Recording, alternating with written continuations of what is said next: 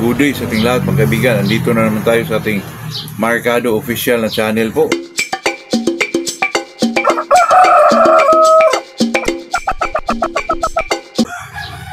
Sa atin dito mga kaibigan, ang pag-usapan natin ay bakit ba natin ipahinga ang manok for 3 days bago ilaban mga kaibigan. Ito naman ay vlog ko na dati pero talagang may magtanong pa rin po. Sa akin naman dyan mga kaibigan, pagdating na ng last 3 days po, dito talaga ang tinatawag na quinting mga kaibigan. Dito ko talaga magpuwin sa isang manok po na ibigay mo ang pinaka-comfortable zone ng isang manok mga kaibigan para lumalabas yung ano niya, liksi, lakas at saka endurance po ng isang manok mga kaibigan pagdating sa araw ng laban po. Ito kasing last 3 days mga kaibigan sa akin po. Dito pa na last ang lahat na vitamins nga ibigay ko po. Dito ko na ihinto mga kaibigan itong last 3 days mga kaibigan. Kaya ang manok naman natin dito, sinasabi ko na ito dating vlog ko na ipahinga natin sa kulungan.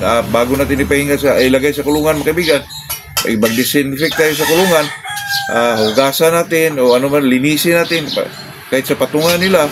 Kasi dito natin, pagkatapos kumain sila ng umaga mga kaibigan, dito natin sila linisin yung mga tuka nila, yung kanilang mga paa. Lagyan natin ng tubig dito sa makilikili para may moisture naman makapasok, para presko-presko siyang manok po. Tapos saka natin ilagay sa kulungan, takipan natin. Kasi dito kasi sa mga ganyan kaibigan na medyo linisin natin.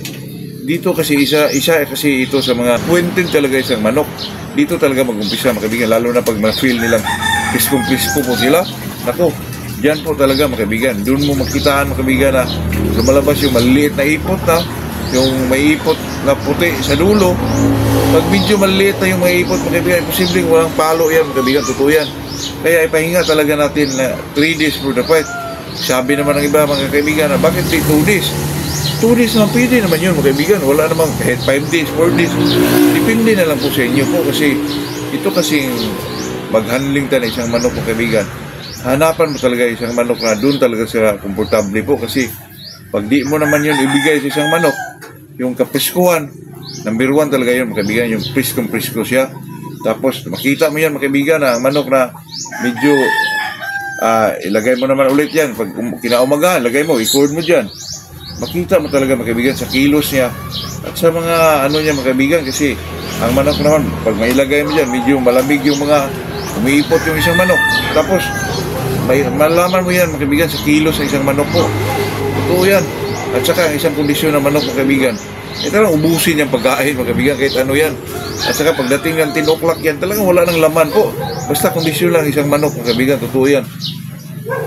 Kaya naman pag video na masyadong ang isang manok, dry po, malaman mo rin yan mga kaibigan. Malaman mo yan sa balibo niya mga kaibigan, medyo hindi po maganda tingnan, di katulad nung napaka-presko na isang manok mga kaibigan, napakintab po ng mga balahibo nila.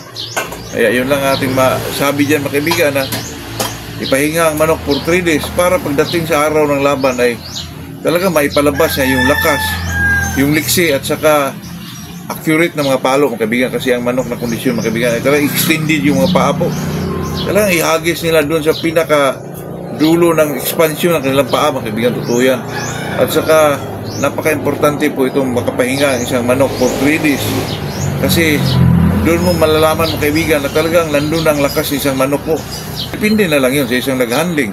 O sa akin mga kaibigan, doon ko talaga may pasok sa isang manok na pagdating ng araw ng laban ay may palabas niya o may buhos niya lahat ng lakas niya po. At saka endurance ng isang manok sa araw ng laban mga kaibigan. Kaya napaka-importante po itong last 3 days for the fight po.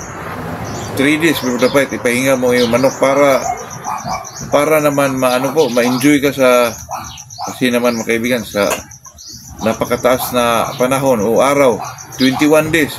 Tapos pagdating ng 3 days mga kaibigan, doon masira ang kondisyon ng yung manok. Ako, yun mga kaibigan, napakasakit doon mga kaibigan kasi pagdating ng last 3 days, instead of kondisyon na yung manok mo, doon pa mag-off. Nako, pag mag-off ang isang manok mga kaibigan, talagang huwag mo na pong ilaban yan kasi naman mga kaibigan, yung iba masali sila sa derby, 5 cocks. Talagang ang i-kondisyon dyan, mga kaibigan, ay pwede 10, pwedeng 8.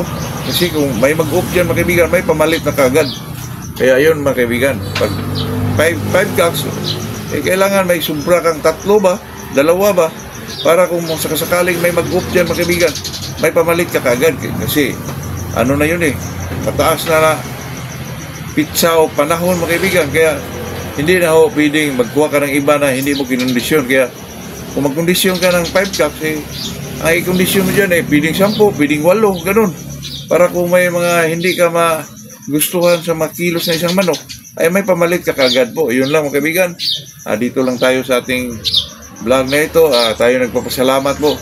Ngayon, mga kaibigan, ay tuloy pa rin tayo sa ating pahulugan. Sa ito, mga kaibigan, sa Litborn. Ito'y mga lang, 3 lang po sa Golden Boy. Pero pa rin tayo kasi may nag-request sa akin, mga kaibigan, na Golden Boy sa 5K kasi medyo mura-mura po. 5K lang yung Golden Boy 10K yun pagdating ng 6 to 7 months old. Pero makuha mo pa rin lang kasi pahulugan yan At saka tayo noon, mga kaibigan, pag sinasabing pahulugan ay talagang nakasalalay sa atin dyan ay honesty lang po. Yun lang talaga. Kasi yung kumukuha sa atin, mga kaibigan, yung sumasali ay talagang pa rin, kumukuha pa rin sa atin, mga kaibigan. Yung mga nakakuha sa atin dating isang taon ay hanggang ngayon, mga kaibigan, ay mayroon pa rin kumukuha sa atin po. Kaya yun lang ang masabi dyan, mga kaibigan, na talagang honest na tayo, mga kaibigan, lalo na sa ating mga kababayan OFW. Nako, hindi basta-basta makakuha ng pira sa labas, mga kaibigan. Tayo OFW din dati ay talagang may malasakit tayo dyan, mga kaibigan, na bilang isang magmamanok po. Kaya dito lang tayo. Good morning sa ating lahat po.